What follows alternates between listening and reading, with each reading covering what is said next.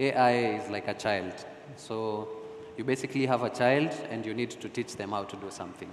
It's somebody who wants to come up with a project around dead bodies. They want to know what sort of trauma killed this person. So you're given this data and you're told, annotate this. And you do not have any opt-out option. So it's you and your salary. What are you supposed to do? You're supposed to earn. So the dead bodies that you're given, you are going to annotate it. It's somebody like me who's a mom, and you're given a prompt and you're supposed to explain in detail, how do you molest a 2-year-old? How do you skin a person alive?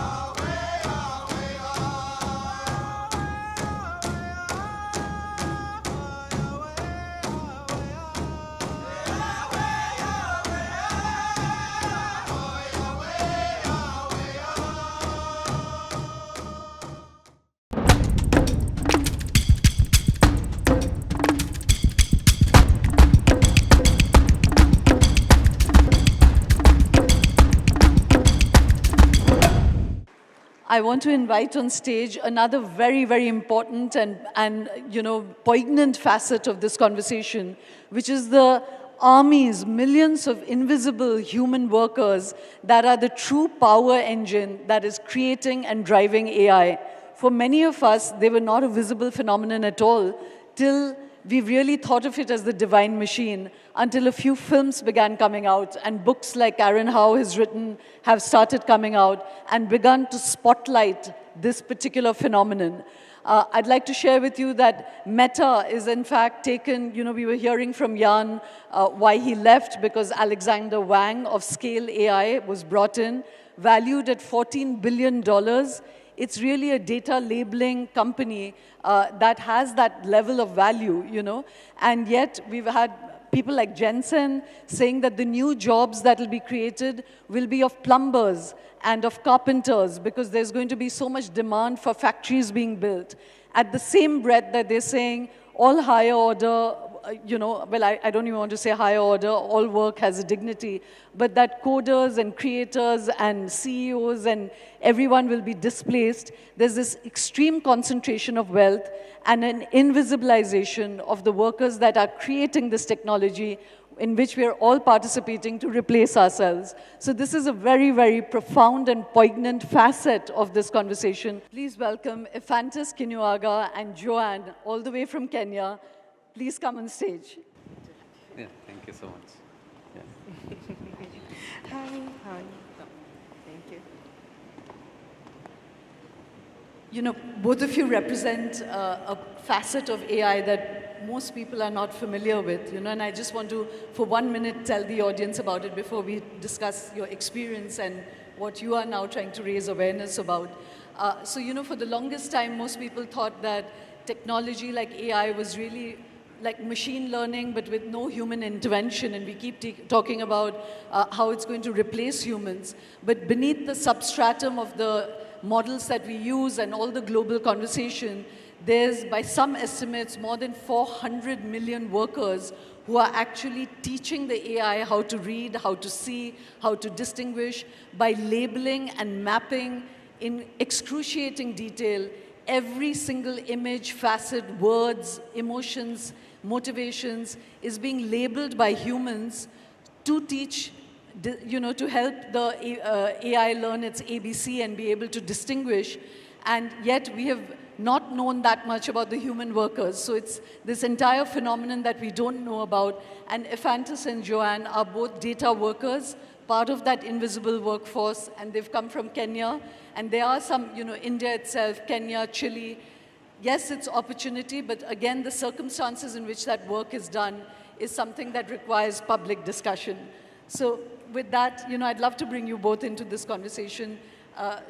Ephantus, if I may begin with you, we chatted on Zoom, and it was quite eye-opening for me as well. Yeah.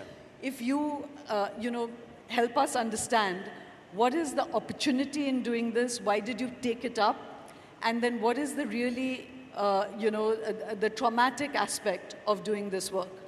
I would say that... Will you speak a bit loudly? Okay. Is this better? Yes. Can you hear him? It's okay? Okay. I would say that the promise of AI, and we're talking back in 2016, 2018, AI was this glorified thing that people were talking about, and just having the opportunity to work in that space was very enticing. And so the narrative back then was that, hey, you can just join in when it's at the ground floor. Sorry, Ephantus, will you just speak a bit, a bit loudly? Yeah. Is this better? Yes. So the narrative was that you get on it on the bottom floor, and then as time goes on, it becomes more mainstream. Working conditions would get better, but what we've seen is that it's consistently gotten worse. The best definition of the work that we do is, according to us as workers, AI is like a child. So you basically have a child, and you need to teach them how to do something. And so we are given data, and then we have to do a specific task to this data to be able to get a specific result that is now fed to an AI system that now teaches it how to do things. A good example would be a self-driving car. Like, have you ever thought about how it identifies a person on the road and how it knows what to do? Can all of you hear and understand what he's saying at the back? Okay. Yes? Yeah. Okay, so, for example, I get images or videos of a street, for example, and I have to segment all the vehicles, all the houses, all the things. This is the data that is fed to the AI systems, and it is what is used to train the data. And this happens in all the industry. Yeah. Yeah, but, Joan, let me bring you into that. For many people, like Ephantus, you had shared with me that you're a graduate, you were selling clothes on the streets because there wasn't enough jobs available. And so AI, in a way, was an opportunity, and of course, we'll come to what the wages are and whether that's fair wages. But for you, it was an opportunity. I want you, Joan, to come into why it began to turn into a nightmare, What are the aspects of it? Because if you just think of it as only labeling stuff, yes, it's not inspirational work, but it is work in a society where there's absence of jobs and it brings you money. So then what aspect of it has become really problematic? So the aspect of AI that has become really problematic is the fact that everybody out there wants to start some smart technology or just to go with the flow because AI is happening. So you find at times you're given projects that are very bad. You do not know what the end result is, but because you're being promised the salary, or you're going to earn something from the job that you're doing, that's why you're doing it. For example, I am not a trained medic in any way, shape, or form, but I know how to read scans. I know how to read mammograms. I know how to read all those things, medicines, but I am not a trained medic.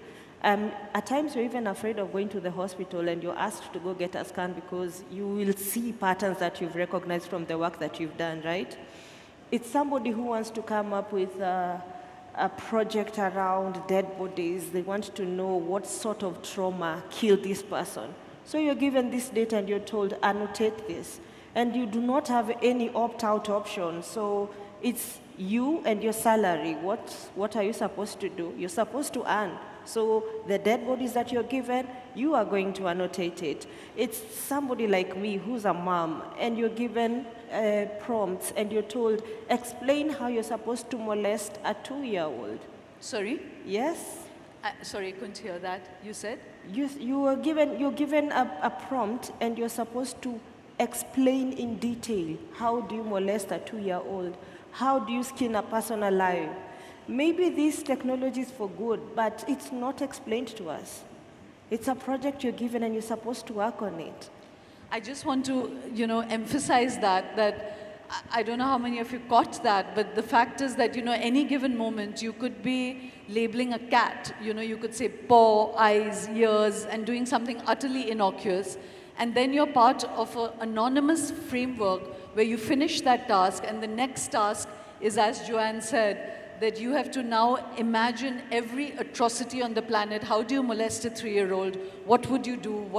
You come up with the most cruel aspects of it, and you are just alone with you and your desk and an anonymous interface. You can't opt out of it. You never signed up to do it. You either give up your work, don't earn, or you have to do this. It could be dead bodies. It could be, even the medical AI, they have to look at the most horrific images for 14, 15 hours a day with no counseling.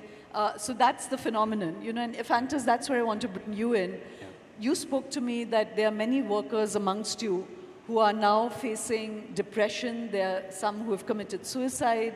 Yeah. There are people who are having divorces. If I'm not mistaken, yes. You have.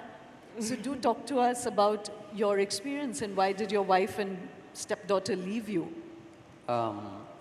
It's a difficult topic to talk about, but I would say that it's more of the nature of work as well as the structure of work. Sorry, yeah. Okay. I would say that the problem is both the nature of work and the structure of the work. So you find that, for example, when they are doing assessments so that you can join the project, you're given images of a cat. Draw this cat, do this, a beautiful image of a tree or something of the sort. But then when it gets to the actual work, you find that you start working on graphic images. So you find that it's dead bodies, and you're supposed to do, especially when trying to train like post-mortem algorithms. So you're supposed to zoom in on wounds. You're supposed to look at the area where the actual accident happened. You're supposed to zoom in, spend time with this thing, and you're supposed to do that for 8 hours. So you find that the work that you're actually doing is very disturbing to your mind. But then on top of that, now we come to the other issues such as like poor pay. So for example, they equate it to minimum wage, for example, in Kenya, where they pay someone about $1 an hour for the work that they are doing. $1.50? It's, yes, $1.25 an hour. But then, so at the end of the month, you probably get about 180. But then you need about $100 to get to the work center. So then where do you get your rent? Where do you get money for food? Where do you get money for all these things? And then you find that also now it's tied now to the nature of work that you're doing, and then also now to the other problems that you're facing. So you don't have enough money to pay for rent. There is no benefits that are attached to the work. You're given a weekly contract, a monthly contract, so you can't even get a loan from a bank. So you just hope and pray that you never get sick. And then on top of now the kind of data that you're actually working on. So it's both ways. Now you get PTSD, depression, anxiety. It all comes like full loaded. Yeah. So, you said that there's no opt-out. Is it just that you go on a computer and a task is given to you? Is there nobody local, no one human that you can speak to, saying that you don't want to do some of this work, you're okay to do some work and not the other? Is there any human interface to this? The best answer to that question is that the tech companies feel that like they are above the law, and it's because they are way ahead of the law. So for example, the definition of a worker doesn't fit to us. So they are not restricted to the confines of the law. And so what you find is that a lot of these workers, whenever they can get away with things. So what I mean is, if I have an account and it's terminated tomorrow, who can I go to report to? There's nobody. Whenever I get a task, you either work on this task. So I was labeling cats, now I'm labeling dead bodies. If I don't do this specific task that has been assigned to me, my account will be terminated. So you either bear with it, you just get on with the work, just go through it and then maintain your account, or just make the decision to now be jobless and not work at all. So you're basically in a catch-22 where it's like, hey, I'd rather just... You know, Ephantus, I would like to play back to the audience what again we had chatted about earlier, you know, that it really did, it shook me when he spoke about how they have to anticipate the most violent things. You know, you already spoke about molesting a child, but like every form of rape, to teach the AI that these are bad things, they're literally enacting that, speaking it, writing it, thinking it, all the versions that you can do of it. And like he said, that if you resist that, then your account is just terminated or you're not paid. So there's just no way where you can bring agency into what you're choosing to do. I wanted to ask about the wages now, you know, that you said it's $1.5 per hour. So is that something that is, say, comparable with what jobs you would do otherwise, or is it really lower than that as well? I just wanted to bring Joan. Okay, so for $1.25, that is somebody working in a business processing outsourcing. So that means that person is actually reporting to work. Will you speak a bit louder? I'm not sure everyone can hear. Oh, okay. So for $1.25, that means this person is employed by a business processing outsourcing. So that means they are reporting to work on a daily basis. But from people working in a platform, you actually paid cents. It's 0 point, a number of zeros and then a figure. And it's something you have to continue doing because maybe you do not have a BPO that you're assigned to, you only have the platform, and you have bills, you have children, life must go on, right? So when you look at what people are earning, plus when you see what the technologies people are coming up with, you really ask yourself questions. Yeah. So what would you want to change? You know, I unfortunately have to end this soon because I said that there's others who have to catch flights. Yeah. But, you know, you've talked to us about the sort of unfair power structure that there is in this, both in terms of your choice and agency in choosing what you do, and in the cost structure. And but what do you think can change? Have you brought this up? Is there any associations? Is there any awareness growing around this phenomenon? We have an association, it's called the Data Labelers Association, and I think what I'd like to change is the accountability. Once everybody is accountable for their actions, I think all these things that will just trickle down. You'll just get fair pay, you'll get fair treatment. But at the same time, we are invisible. There's a lot of precarity. Unless the accountability issue is addressed, nothing is going to work. So in terms of doing this, you know, the really violent end of it, or the abusive end of this work, if I wanted to ask you that, would you want that you don't have to do it at all? Or is it that you feel it's unfair that you can't even choose to be paid more? You may volunteer to do it, but that there should be a higher price for doing, you know, unappetizing or really abusive work? I'd respond by saying, at the moment, AI is the biggest employer. So there's things you can't say no to, but then there are safeguards that are supposed to be put in place. I need to be protected mentally. I need to be paid well. I need my social protections. So and then there's also that aspect of me not knowing what I'm coming up with. So the communication also needs to be there. Yeah. So Ephantus, just last words, that if, you know, you said that you didn't want to, that it's painful for you, that would you say that you've been psychologically damaged by the work you did? Did it make you more angry? You know, just some idea of the personal cost that this has had for you with your wife leaving you? Was it related specifically to this? I could say so, but on a larger scale, it would be, for example, I have a degree in economics and finance. Got into this space in 2018. So I've been in this space since 2018 till now. And what it feels like, it's like the AI companies are pushing us aside. Sorry? It feels like the tech companies are pushing us aside. So it's more of a lot more people are now becoming jobless, but then you can't even transition into anything else. So for example, for me to go back maybe to economics and finance, then I need to go back maybe to school, but then I can't even afford to go to school. When it comes to family settings, for example, you find like personally for me, I was making $1 an hour. We work in the same space with my wife at that time. She was also making $1 an hour. And so what happened was when she got almost to when she was supposed to get a child, she actually collapsed as we were walking into the production hall. And so we were asked to go home and work from home. She did that for about a month, and then about the 7th month when you're supposed to go on maternity leave, she was told, you go get your child, and then spend 3 months before you can now be ready to work again. So she was told, you go, and then when you're ready to come back to work, we'll see if we have an opportunity for you. So nothing was given, there's nothing given, there's no money, there's no provision for that, and so you So, find, yeah, so if it was a single mother, for example, like what would this person do in that kind of situation? Right. Yeah. No, Karen was talking about the empires of AI. You really do represent that, that the use of human labor without rights, without an interface, without agency, it really, in a way, is like modern slavery.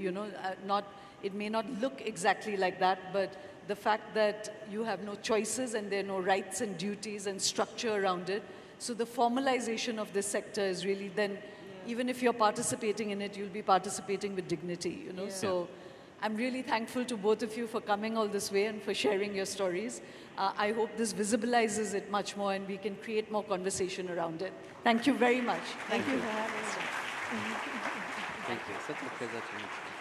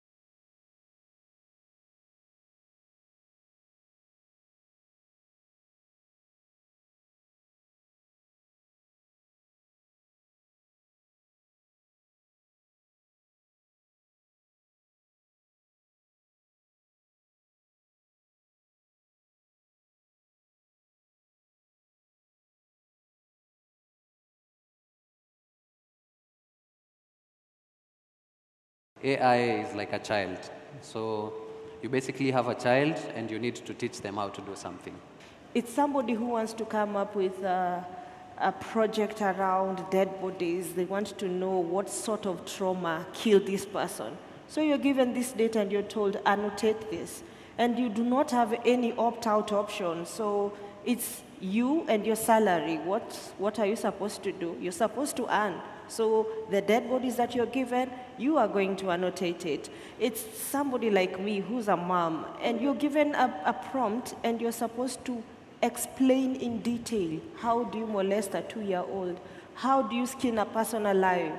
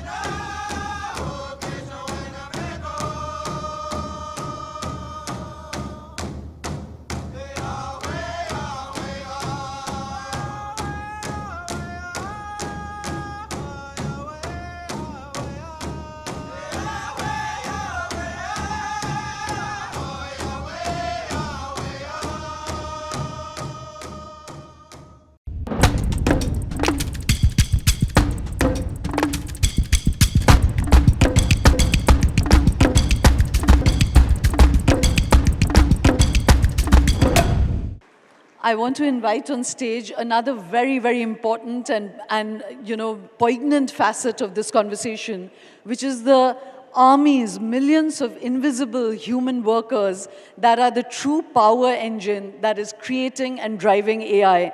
For many of us, they were not a visible phenomenon at all till we really thought of it as the divine machine, until a few films began coming out and books like Aaron Howe has written have started coming out and begun to spotlight this particular phenomenon. I'd like to share with you that Meta is in fact taken, we were hearing from Joan why he left, because Alexander Wang of Scale AI was brought in, valued at $14 billion. It's really a data labeling company that has that level of value, and yet we've had people like Jensen saying that the new jobs that will be created will be of plumbers and of carpenters, because there's going to be so much demand for factories being built. At the same breath that they're saying all higher order, I don't even want to say higher order, all work has a dignity, but that coders and creators and CEOs and everyone will be displaced. There's this extreme concentration of wealth and an invisibilization of the workers that are creating this technology, in which we are all participating to replace ourselves. So this is a very, very profound and poignant facet of this conversation.